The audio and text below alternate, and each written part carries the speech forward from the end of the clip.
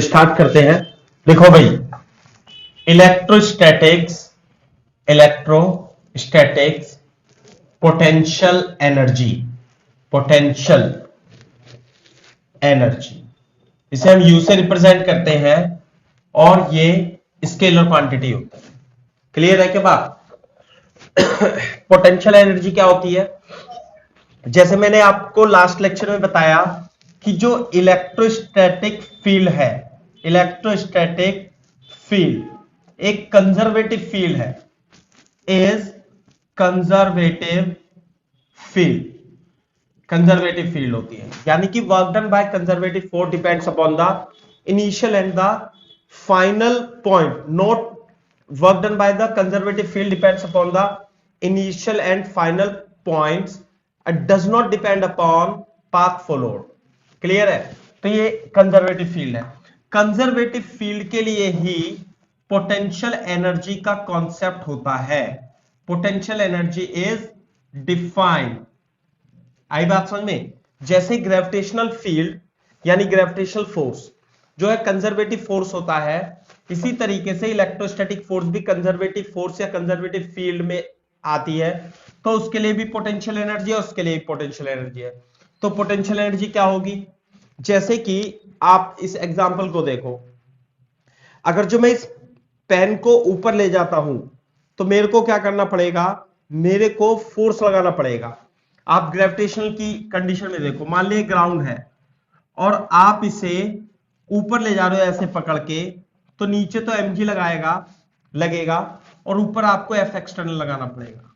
तो यदि आप इसे h हाइट की ऊंचाई तक ले जाते हो slowly, there is no change in the kinetic energy, तो F एक्सटर्नल तो mg के बराबर होगा। साथ में जो work done by external force होगा वो कितना होगा? F एक्सटर्नल इंटू एच, तो यहां पे mg इंटू एच। तो जब हम किसी बॉडी को ग्रेविटेशनल फील्ड के अगेन ऐसे ले जाएंगे, अगेंस्ट, तो we have to do some work. अगर जो मैं इसे ऊपर ले जाता हूं तो इसकी potential energy, gravitational potential energy increase हो जाती है। तो that work done bye me is converted into its potential energy. यदि आप किसी ऑब्जेक्ट को ऊपर ले जाओगे तो उसकी पोटेंशियल एनर्जी में वो वर्क कन्वर्ट हो जाता है। तो इसी तरीके से मान लेते हैं, जैसे ये चार्ज Q है ना, ये फिक्स्ड है मान लिया। क्लियर है क्या बात? तो एक Q नॉट चार्ज को आपको इंफिनिटी से पकड़ करके लेकर के आना है। इंफिनिटी से इस चार्ज Q को पकड़ करके लेकर के आना पड़ेगा। क्लियर है क्या बात? तो आपको वर्क करना पड़ेगा। तो दैट वर्क जो आप ऐसे लगाओगे ना, F एक्सटर्नल तो इधर लगेगा और इसकी वजह से एक इलेक्ट्रिक फोर्स इधर लगेगा। तो जो F एक्सटर्नल होगा वो Fe के बराबर होगा यदि इसमें एक्सेलरेशन नहीं है। तो you have to do work. तो ये वर्क हम पहले कैलकुलेट कर चुके हैं। तो we have to do work in bringing a Q not charge from infinity to point P। That work इस पॉइंट P पर ला करके हमने Q नॉट को रख दिया। That work is converted into its potential energy. मैं लिखा नहीं रहा हूं, है ना? तो this work is called potential energy. Clear है क्या बात? तो ये जो वर्क आता है ये कितना आता है भाई? ये हमने डिफाइन किया था, निकाला था। तो ये वर्क आता है के क्यू नॉट अपॉन आर। समझ में आई बात? तो यही वर्क इज इक्वल टू नॉन एज K Q not upon R. This is called the potential energy. यदि आपको वर्क ये कैलकुलेट करना है तो आप पोटेंशियल के लेक्चर से डाउनलोड, लेक्चर से देख करके कैलकुलेट कर सकते हो, है ना? जैसे dw is equal to F external to dot dr था, ऐसे इंटीग्रेट करोगे then you will get this expression. तो this is the potential energy. If q is and q naught are at distance r, the potential energy of this system of charges is defined as k q naught upon r।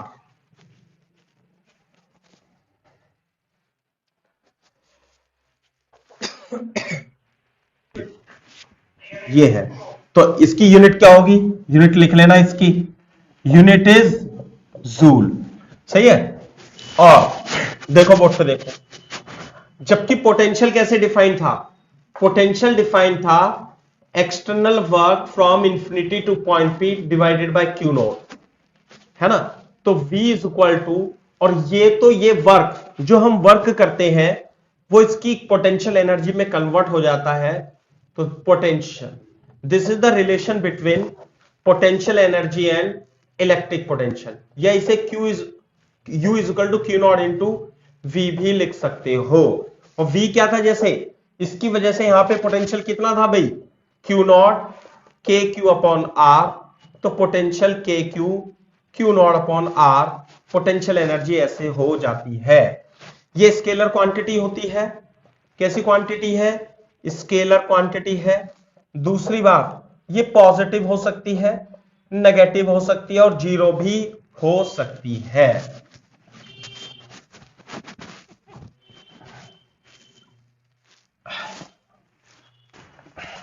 देखो, potential energy, ऐसे heading डालेंगे, potential energy of system of point charges, system of point charges. अभी तो 2 point की potential energy थी। मान लिया अगर जो सिस्टम में कई सारे पॉइंट चार्ज है, जैसे Q1 Q2, चलो 3 ही ले लेता हूं, Q3, ऐसे करके, तो सिस्टम ऑफ पॉइंट चार्जेस के लिए आप इन दोनों के बीच में पोटेंशियल एनर्जी, इन दोनों के बीच में पोटेंशियल एनर्जी, इन दोनों पॉइंट के बीच में potential energy.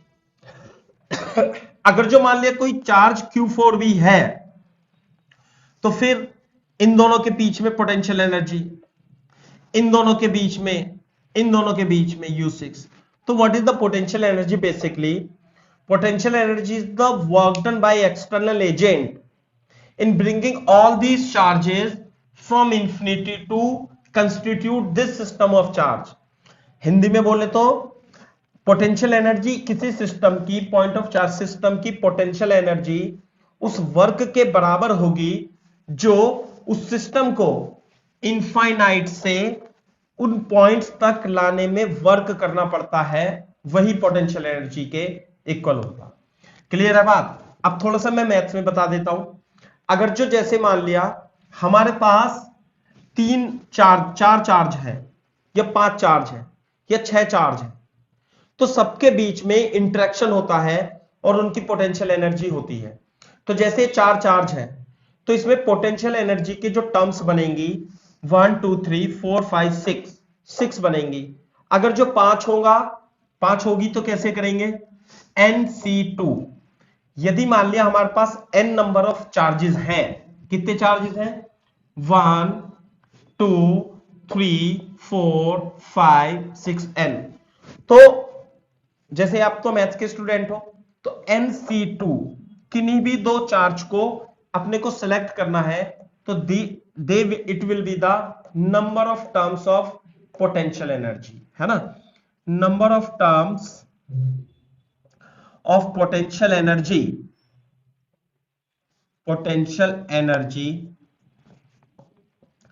for n point charges is equal to NC2।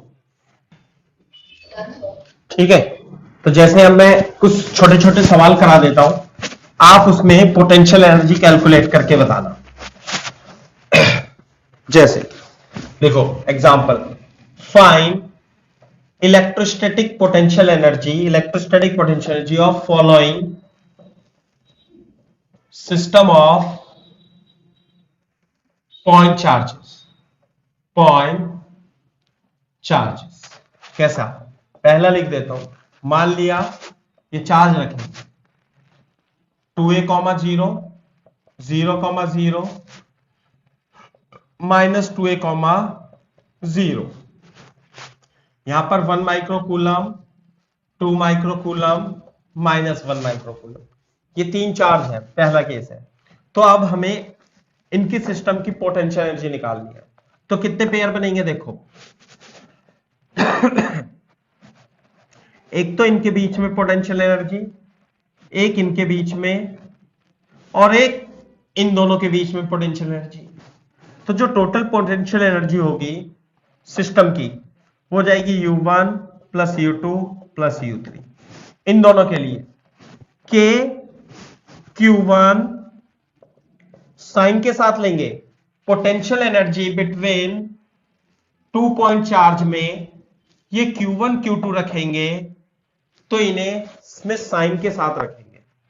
जैसे इन दोनों के लिए -1 1 इंटू 10 की पावर -6 अपॉन 2a डिस्टेंस, तो हो जाएगी 9 इंटू 10 की power 9 -12 upon 2a, 9 upon 2a 10 की power -3। This is the, O sorry, ये तो फर्स्ट की आई, इसी की आई, अब इसकी भी आएगी, U2 भी तो आएगी। के तो मैं यहां पे लिख देता Q1 Q2 अपॉन 2a, इन दोनों के लिए कितनी आएगी भाई? के Q1 Q2 अपॉन 4a। अब देखो इसमें k इंटू 10 की पावर -12 कॉमन आके नीचे a आ जाएगा, 2a आ जाएगा, तो -1 अपॉन 1 प्लस 2 2 आ जाएगा बस, प्लस नहीं माइनस माइनस आएगा और यहां पे बचेगा 1, है ना भाई? तो कितना हो गया फिर, ये 0 हो गया क्या? पक्का?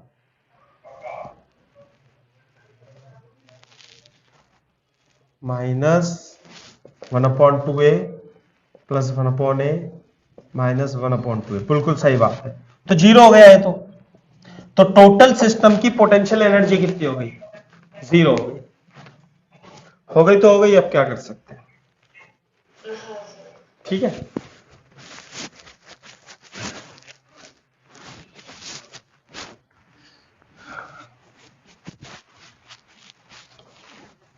फॉर एग्जाम्पल मान लेते ये है, सेकंड एग्जाम्पल लेते हैं।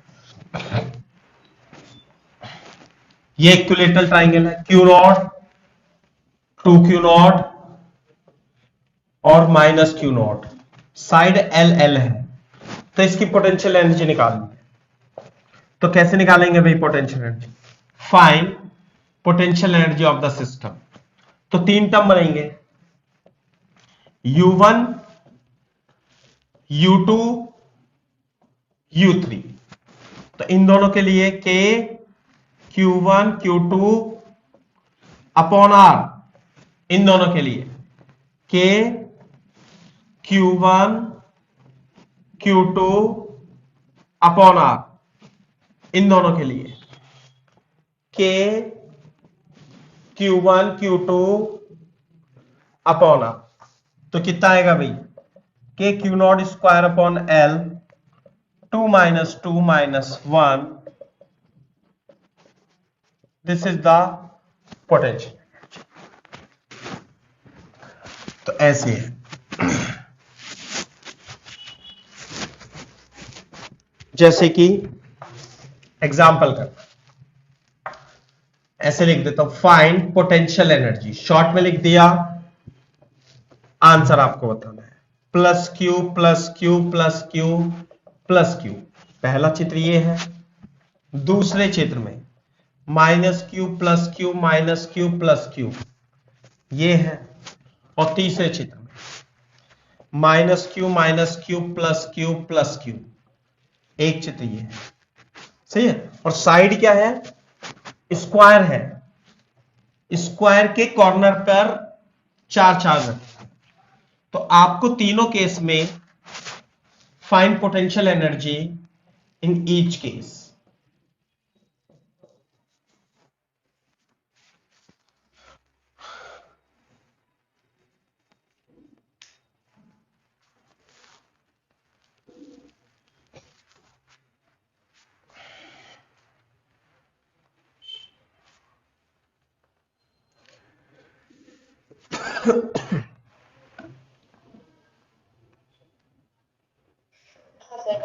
तो कैसे करेंगे देखो, तेजी से कर लेते हैं फर्स्ट का।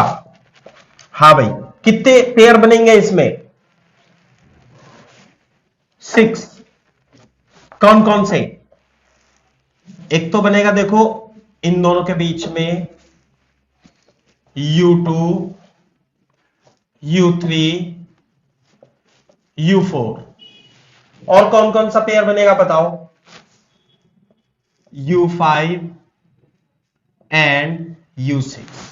क्लियर है क्या बात? तो बोर्ड पे देखो, ये charge Q Q Q Q Q Q Q, और साइड क्या है दोनों के बीच की? A। तो इसका आंसर कितना आएगा? जो पोटेंशियल एनर्जी आएगी, चार तो 1 2 3 4, U1 plus U2 plus U3 plus U4, और चारों सेम होंगे, U5 और U6। 4 multiply K Q Q not upon A, K Q not Q not Q not, चलो जो Q Q ले रखा है तो Q Q लिख दो, K Q Q upon A, plus इन दोनों के बीच के लिए दोनों होंगे सेम, U5 और U6, और क्या आएगा? K Q Q Q into Q, और ये A है, तो डिस्टेंस कितनी होगी भाई? A root. तो K Q square upon A, 4 upon 2 upon root 2, this is the potential energy in first case. करो को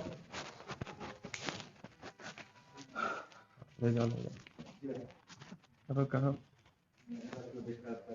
हाँ नहीं ये लेगा, अरे बहुत ठंड है, और हाँ ऑनलाइन नहीं कराता रहता हूँ। ठीक है भाई, सेकंड केस में देखो इधर, ये एक इन दोनों के बीच U1 U2 U3, और ये क्या हो जाएगा? U4। सही है बात? अब minus plus plus minus minus plus same है, तो ये जो U टोटल आएगा ये 4 into K Q minus Q upon A। सही है? और ये दोनों जो होंगे, एक ये वाला पेयर है, एक ये वाला पेयर, ये भी दोनों सेम होंगे क्योंकि प्लस Q और प्लस Q, तो प्लस हो जाएगा, माइनस और माइनस ये भी प्लस हो जाएगा। तो ऐसे लिख लो, चाहे K Q Q upon A root 2, क्योंकि डिस्टेंस तो A रूट 2 हो जाएगी, K minus Q upon A root 2। तो K Q square upon A common लेके -4 प्लस 2 रूट 2, तो आंसर आएगा K Q square upon A plus root 2। This is the answer. सही है बात?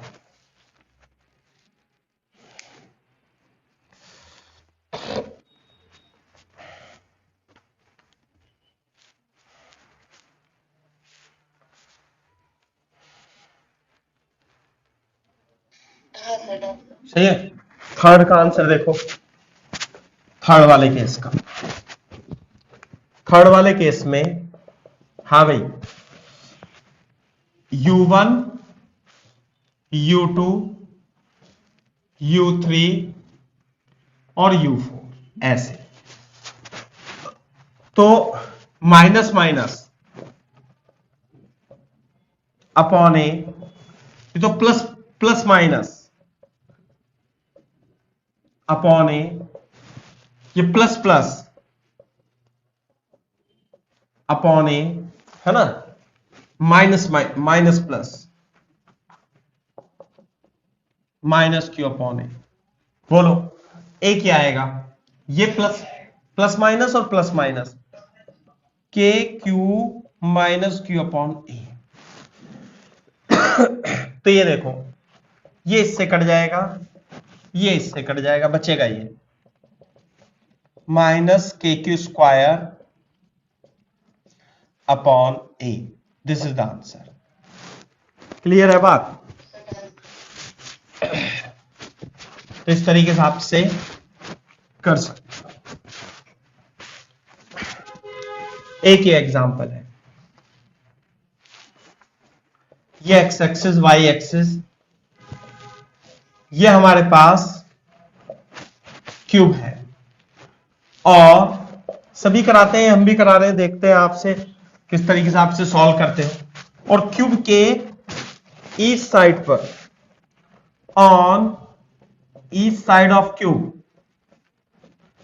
Charge Q not is placed, find potential energy of the system.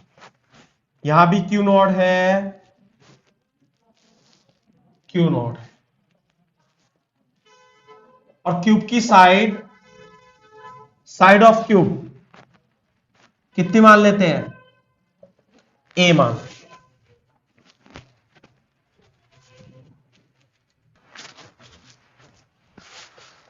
Saujanya बता सकते हो थोड़ा सा हिंट, कैसे सॉल्व करूंगा इसे?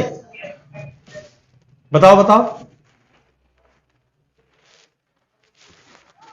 देखो इधर बोर्ड पे देखो।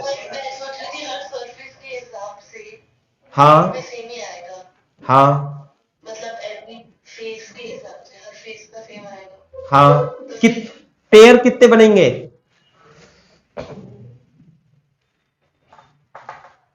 अरे NC2 7 चौक 28, 28 पेयर बनेंगे इसमें।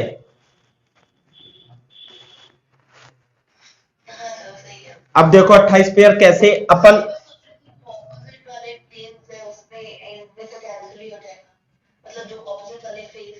हाँ नहीं नहीं नहीं, प्लस माइनस है ही नहीं, अरे सब में प्लस प्लस है बेटा।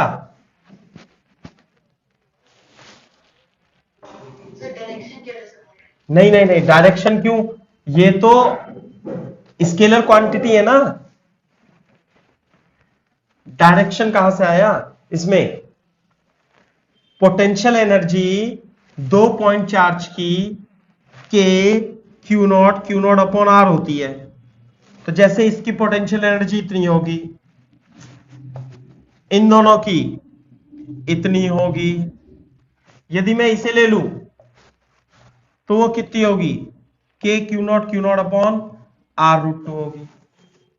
इलेक्ट्रिक फील्ड थोड़ी निकाल रहे हम निकाल रहे हैं पोटेंशियल एनर्जी। नहीं आई बात समझ में? देखो बोर्ड पे देखो, अगर जो ये मान लिया क्यूब है, ऐसे बना देता हूं मैं क्यूब, सही है? अब बोर्ड पे देखना इधर, सौजन्य देखो जरा बेटा, देखो एक पेयर ये बन गया, एक पेयर ये बन गया, एक ये बन गया, एक ये बन गया, बोलो 4, एक ये बन गया, एक ये बन गया, एक ये बन गया, और एक ये बन गया, 7, 5 6 7 और 8 और बन रहे हैं क्या पेयर? हाँ बनेंगे, अरे बनेंगे, इसके और इसके बीच में 9, इसके और इसके बीच में 10, इसके और इसके बीच में 11, इसके और इसके बीच में 12। नहीं आई बात समझ में? और बनेंगे क्या? 12 ही बने अभी तो, टोटल 28 पेयर बनने हैं। हाँ कैसे? एक ये, एक ये, वो भी टोटल 12 है, तो 12 12 दूनी 24 हो गए, और 4 और रह गए।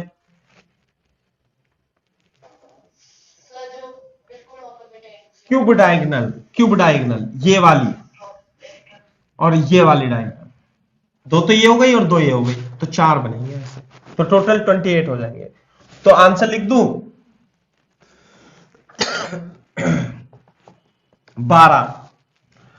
12 तो ऐसे पेयर बनेंगे जिनके बीच जिनके बीच की डिस्टेंस ए होगी। बोलो। और ये होंगे साइड वाले, जिसकी साइड कितनी होगी ए। क्लियर है क्या बात? अच्छा, 12 ऐसे पेयर बनेंगे, फेस कितनी होती है क्योंकि 6, और एक फेस पे कितने 2, तो total 12 into K Q not, और ये डिस्टेंस कितनी होगी a√2, फेस डायगोनल वाले। क्लियर है? अच्छा, 4 और बनेंगे, के क्यू नॉट अपॉन, हाँ भाई ये क्यूब, ये बता सकते हो मेरे को डिस्टेंस कितनी होती है क्यूब डायगोनल a√3। जल्दी बोलो सौजन्या, a√3, और ये है क्यूब डायगोनल। That's it. तो ये जाएगा 12 upon √2 plus 4 upon √3। This is the answer. ऐसे कर लेंगे।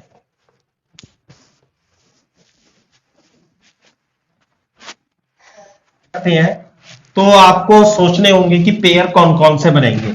इसमें तो प्लस प्लस साइन था, हो सकता है कभी माइनस भी आ जाए, तो उसका भी ध्यान रखें, माइनस का चिन्ह आप लगा देना।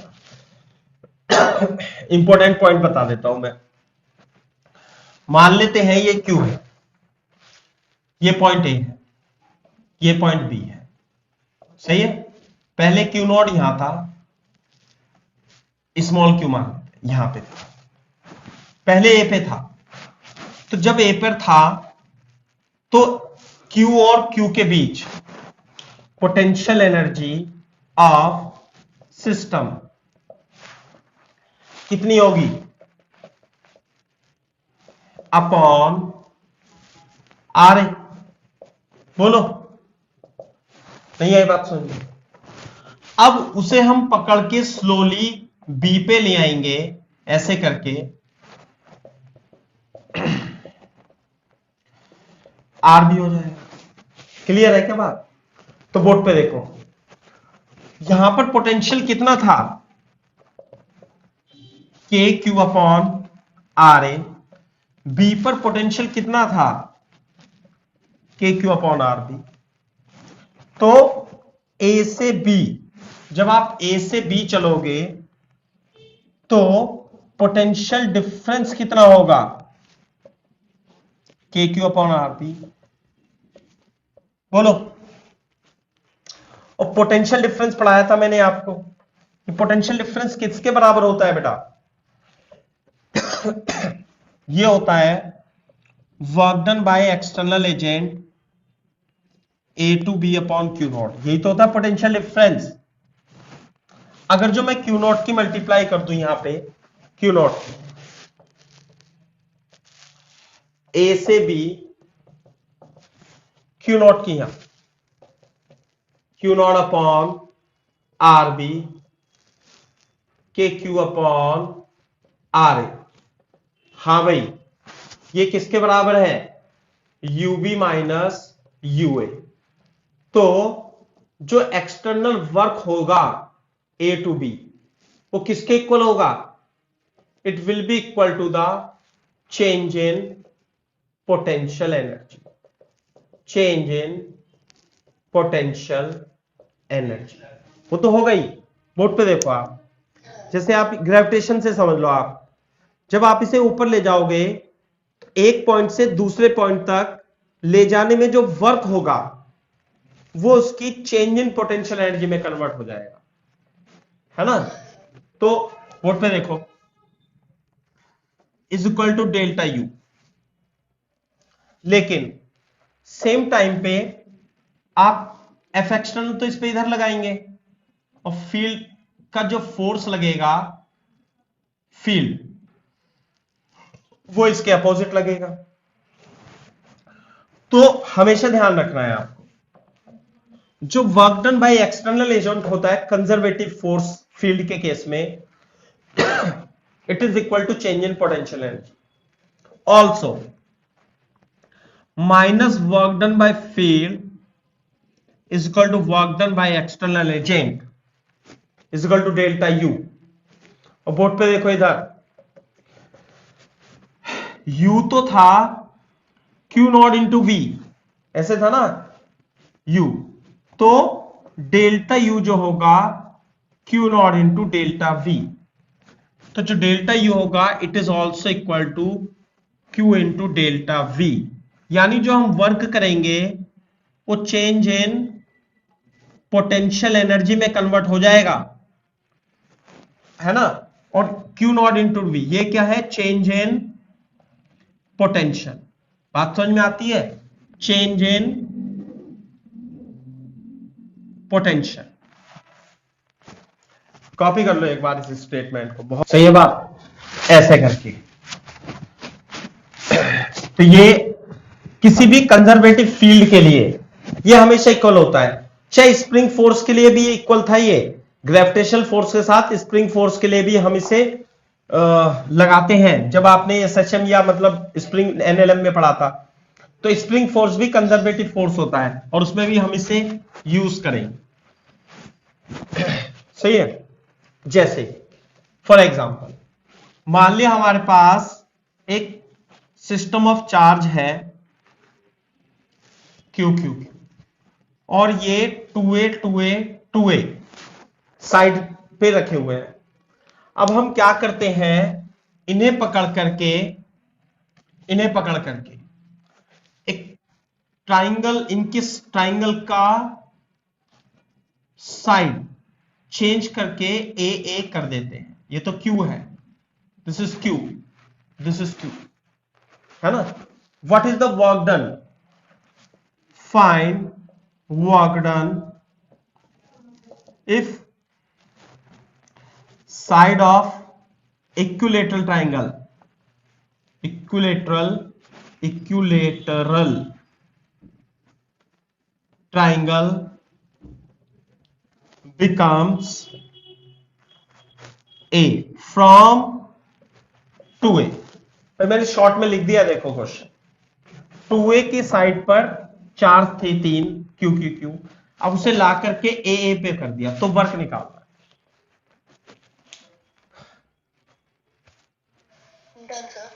तो कैसे निकालेंगे, देखो। हाँ भाई, एक्सटर्नल वर्क जो होगा U final minus U initial, अभी लिखा है UB माइनस U इनिशियल। तो पहले तो आप इसकी इनिशियल पोटेंशियल एनर्जी बता दो मेरे को, कितनी होगी, 1 2 3, 3 पेयर बनेंगे। तो इनिशियल पोटेंशियल एनर्जी जो होगी 3 into K Q Q Q upon ए होगी, और फाइनल पोटेंशियल एनर्जी यहां पे 2a हो जाएगी, 3 into K Q Q Q upon ए हो जाएगी।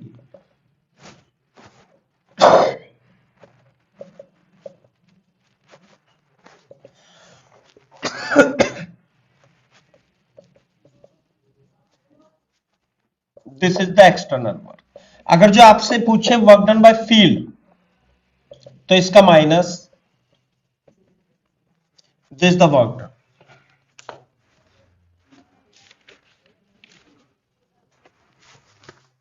फॉर एग्जाम्पल मान लिया हमारे पास दो चार्ज हैं, प्लस Q और माइनस Q, और उनके बीच डिस्टेंस 2r है, और ये चार्ज एक दूसरे में अट्रैक्शन के कारण सर्कुलर मोशन कर रहे हैं, और सर्कुलर मोशन का सेंटर O है और रेडियस R है ना। क्लियर है के बात भाई। मैं क्वेश्चन लिख देता हूं थोड़ा सा। If two charges Q and minus Q are revolving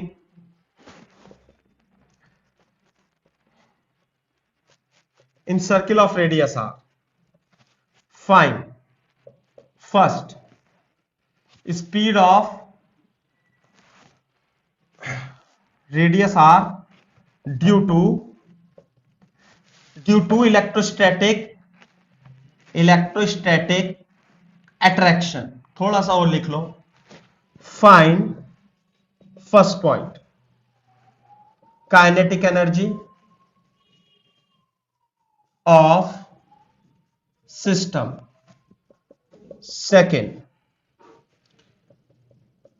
potential energy of the system, अरे फर्स्ट तो ये था, speed of each charge, fourth total energy of the system. This you have to find.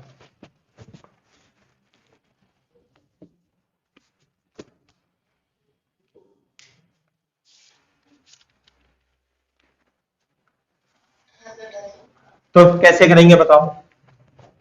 Board पे देखो, मास इसका मान लेते हैं m दिया हुआ है, सही है। जब कोई बॉडी, बोर्ड पे देखो, जब कोई बॉडी सर्कुलर मोशन कर रही है, मान लिया ये मास m, चार्ज q, तो जब ये सर्कुलर मोशन करती है तो net force toward the centre will provide required centripetal force. तो इस पे फोर्स कौन लगाएगा? ये लगाएगा -q। ये थोड़ी देर में ऐसे पहुंच जाएगा, तो ये थोड़ी देर में ऐसे पहुंच जाएगा। तो ऐसे बाइनरी स्टार भी बोलते हैं इसे, बाइनरी सिस्टम, ये बाइनरी स्टार भी बोलते हैं। तो इस तरीके से ये इस पर फोर्स लगाएगा, अट्रैक्टिव फोर्स लगेगा। कितना अट्रैक्टिव फोर्स लगेगा? इस पे या इस पे? सेम लगेगा, के क्यू क्यू अपॉन 2r का स्क्वायर। दोनों के बीच की डिस्टेंस कितनी है भाई? 2r, माइनस साइन छोड़ देंगे, 4r स्क्वायर। तो यही जो इलेक्ट्रोस्टैटिक फोर्स है, it will provide the required centripetal force in this case. तो इसे हम mv स्क्वायर अपॉन r, जो इसकी रेडियस है वो r है रेडियस, और दोनों के बीच की डिस्टेंस 2r थी, ध्यान रखना। तो 4r square 4m kq square upon 4m। This is the speed of this charge particle.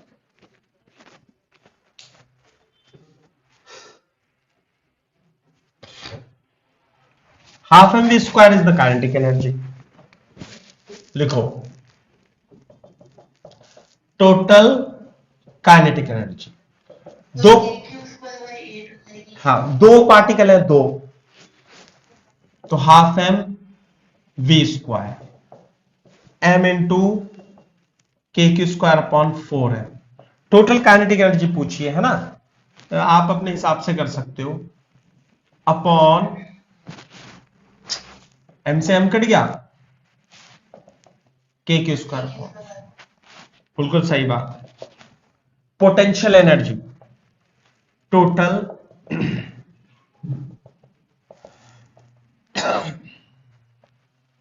के Q minus Q upon 2r, upon 2r। Clear है बात? हाँ भाई। 4 total energy, total energy of the system, total energy of the system, kinetic energy plus potential energy, 4 के Q square upon 2r। कितना आएगा भाई? 4r। This is the potential energy, this is the total energy. अब ध्यान से देखो, ये question आगे भी आता रहेगा जब हम मॉडर्न फिजिक्स पढ़ेंगे, जब हाइड्रोजन एटम पढ़ेंगे, तो वही क्वेश्चन है बेसिकली है। तो जो काइनेटिक एनर्जी है और जो टोटल एनर्जी है वो एक दूसरे के अपोजिट है, और टोटल एनर्जी और काइनेटिक एनर्जी का मैग्नीट्यूड वो सेम है। साथ में इंपॉर्टेंट पॉइंट ये है कि टोटल एनर्जी इज नेगेटिव। जब सिस्टम की टोटल एनर्जी नेगेटिव होती है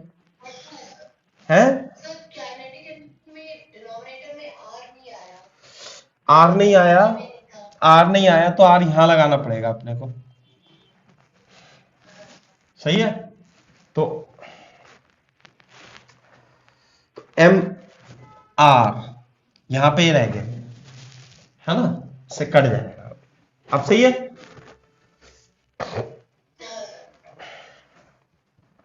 तो total energy is negative, total energy negative है, सही है ना। तो टोटल एनर्जी नेगेटिव का मतलब ये होता है system is bounded, system is bounded, bounded system है। अगर जो टोटल सिस्टम की एनर्जी पॉजिटिव हो गई ना तो वो सिस्टम अनस्टेबल होता है और दूर दूर चला जाता है। तो बाउंडेड सिस्टम होने के लिए टोटल एनर्जी नेगेटिव होनी चाहिए। जैसे सूर्य के चारों ओर पृथ्वी चक्कर लगाती है, तो सूर्य और पृथ्वी की जो ग्रेविटेशनल पोटेंशियल एनर्जी है वो नेगेटिव होगी, टोटल एनर्जी नेगेटिव होगी, तभी ये बाउंडेड सिस्टम है। जैसे इलेक्ट्रॉन न्यूक्लियस के चारों तरफ चक्कर लगाता है तो टोटल एनर्जी जो इलेक्ट्रॉन की होगी वो नेगेटिव होगी, इसलिए बाउंडेड सिस्टम है। काइनेटिक एनर्जी तो हमेशा पॉजिटिव ही होती है और पोटेंशियल एनर्जी हो गई नेगेटिव।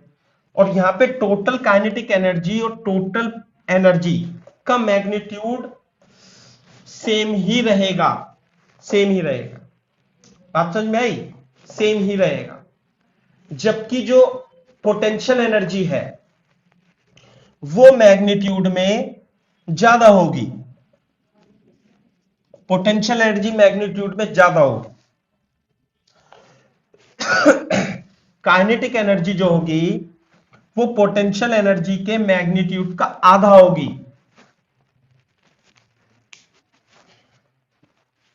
आपको एग्जांपल बताता हूं, है ना। ये जो हाइड्रोजन एटम होता है, हाइड्रोजन एटम में 1H1 में एक तो प्रोटॉन होता है न्यूक्लियस में और इलेक्ट्रॉन उसके चारों तरफ चक्कर काटता है, जैसे एक काट रहा था ऐसे। ये फिक्स होता है, लेकिन ये v स्पीड से ऐसे चलता है, ऐसे करके ऐसे।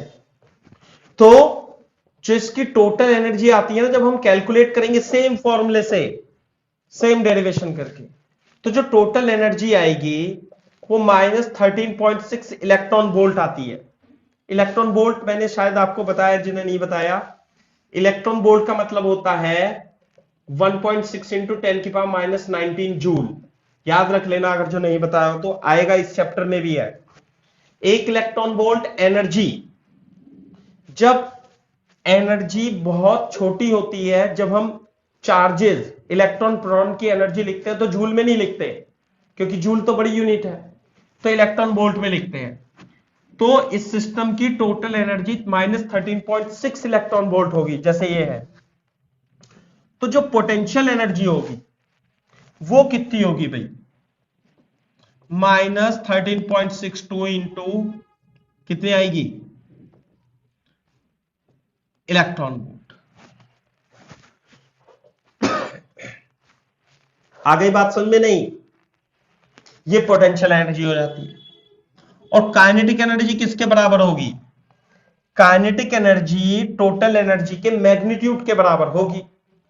कितनी, टोटल, ये ना total energy 13.6 electron volt. This is the kinetic energy, this is the potential energy. तो हाइड्रोजन बॉन्ड में ये तो प्रोटॉन है, ये इलेक्ट्रॉन है ना। तो टोटल एनर्जी नेगेटिव होगी, उतनी ही काइनेटिक एनर्जी भी होगी, लेकिन प्लस में, और उससे दुगनी 2 टाइम्स पोटेंशियल एनर्जी। जब आप Pe प्लस के करोगे, P प्लस के करोगे तो टोटल एनर्जी, ये है बात। सही है। चलो